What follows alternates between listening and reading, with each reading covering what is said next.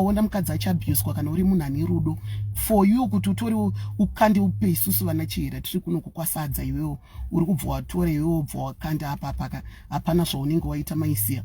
Saka ndo mamira zvakaita, ndo nyaya number 1 yandanga chida kutaura kuti aiwa isusu hatisi vana Jackie Ngarandi nana Kiki vanongoda kungonzi panzi paabhiuswa geuchaid vonyepera kunge vane, because kana munhu une rudo you call the police ikoko, because police hapana paichataura kuti taudzwa newewo kuti uri kurova, unongofona pane nhamba dzepolisi dziye dzekuti ukangotodhidhaila utaura kuti mukampasi pachikoro pakati pane munhu ari kurova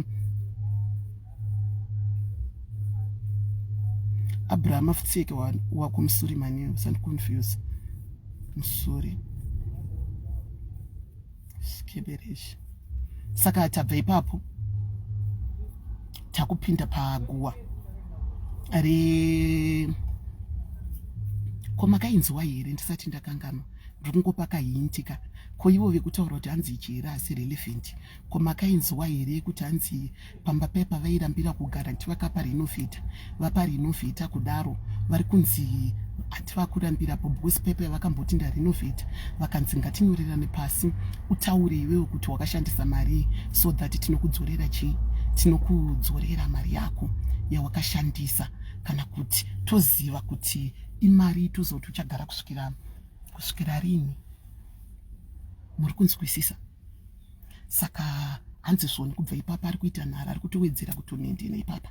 Saka hanzi mazuva akapera nenyaya yekuti pane benzi riya rinombomhanya rakadhipotwa kuUK nenyaya yemadrugs iro rakawinzwa pamba ipapo rinogara kucottage. Kwai benzi riri kunzi rinogara ipapo riri kunzi hanzi vakaudza vabereki uyu kuti benzi rakarepa mwana wangu. Saka rakarepa mwana wangu saka ndisi kubva panapa kana ukada tiri kutosungisa benzi because riri kunzi rakarepa. Nyaya iyoyo takangoinzwa iyoyo, saka tisati tanyatsovashuwa kuti ndeishuwa here kuti pari kunzi benzi riri kucreatirwa kunzi rakarepa.